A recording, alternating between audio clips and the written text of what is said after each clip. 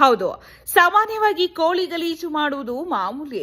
ಆದರೆ ಅದೇ ವಿಚಾರಕ್ಕೆ ಆರಂಭವಾದ ಸಣ್ಣ ಜಗಳವೊಂದು ಸರ್ಕಾರಿ ಆಸ್ಪತ್ರೆಯಲ್ಲೇ ಹಲ್ಲೆಗೆ ದಾರಿ ಮಾಡಿಕೊಟ್ಟಿರುವ ಆಘಾತಕಾರಿ ಘಟನೆ ಗೌರಿಬಿದನೂರು ತಾಲೂಕಿನಲ್ಲಿ ನಡೆದಿದೆ. ಗೌರಿಬಿದನೂರು ತಾಲೂಕಿನ ತಿಪ್ಪಗಾನಹಳ್ಳಿ ಗ್ರಾಮದಲ್ಲಿ ನಡೆದ ಘಟನೆ ಇದಾಗಿದ್ದು, ಬುಧವಾರ ರಾತ್ರಿ ಮಮತಾ ಮತ್ತು ದಾಳಪ್ಪ ದಂಪತಿ ಸಾಕುತ್ತಿದ್ದ ಕೋಳಿಗಳು ನೆರೆಮನೆಯ ಅಶ್ವತ್ಥಪ್ಪ ಹಾಗೂ ವೆಂಕಟಲಕ್ಷ್ಮಮ್ಮ ಅವರ ಮನೆಯ ಮುಂದೆ ಗಲೀಜು ಮಾಡುತ್ತಿದ್ದುವು. ಇದೇ ವಿಚಾರಕ್ಕೆ ಎರಡು ಕುಟುಂಬಗಳ ನಡುವೆ ಸಣ್ಣದಾಗಿ ಆರಂಭವಾದ ಮಾತಿನ ಚಕಮಕಿ ಕ್ಷಣಾರ್ಧದಲ್ಲಿ ವಿಕೋಪಕ್ಕೆ ತಿರುಗಿ ಹೊಡೆದಾಟ ನಡೆದಿದೆ.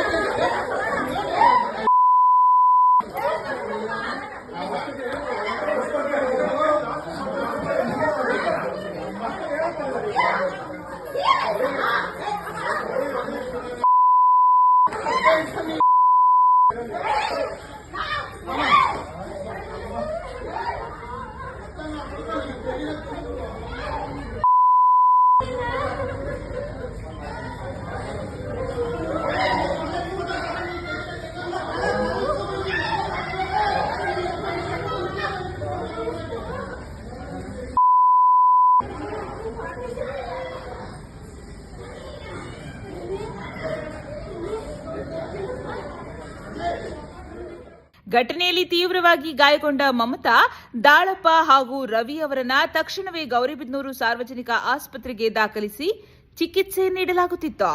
ಆದರೆ ಜಗಳ ಅಲ್ಲಿಗೆ ಮುಗಿಲಿಲ್ಲ.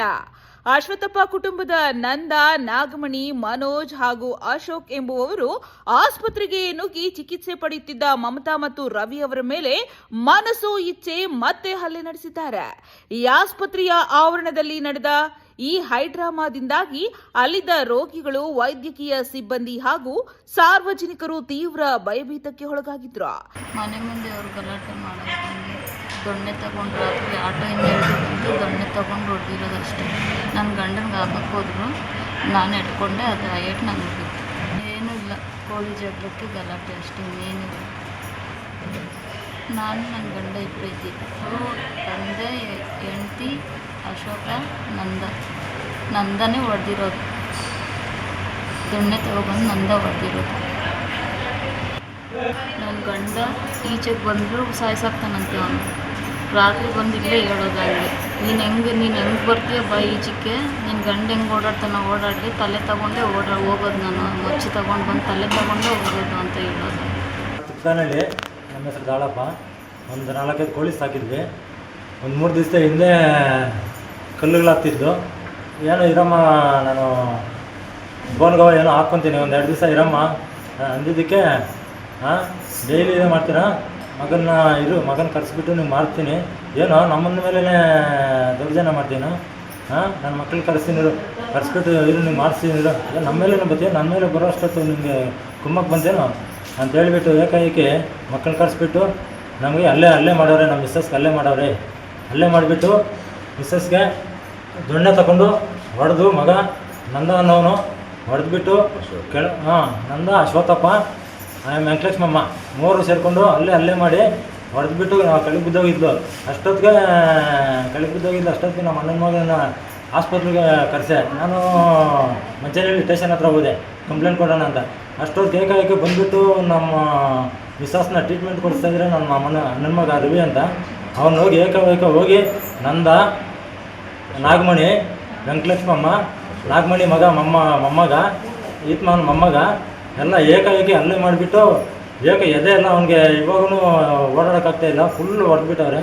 ಫುಲ್ಲು ಎದೆ ನೋವು ಅಂತ ಹಾಸಿಗೆ ಮೇಲೆ ಬಿದ್ದುಬಿಟ್ಟಾನೆ. ನಮ್ಮ ಮಿಸ್ಸಸ್ಗೆ ಟ್ರೀಟ್ಮೆಂಟ್ ಕೊಡ್ತಾಯಿದ್ರೆ ನಮ್ಮ ಮಿಸ್ಸಸ್ಗೂ ನೋಡು ಎಲ್ಲ ಫುಲ್ ಎಲ್ಲ ಪ್ಯಾಚ್ ಆಗಿಬಿಟ್ಟಿದೆ, ಎಲ್ಲ ಹೊಡೆದ್ಬಿಟ್ಟಾರೆ, ಇದೆಲ್ಲ ಹೋಗ್ಬಿಟ್ಟಿದೆ, ತಲೆ ಮೆದುಳಿಗೆಲ್ಲ ಏಟ್ ಬಿದ್ದಿದೆ, ಹಂಗೆ ಹೊಡೆದವ್ರೆ.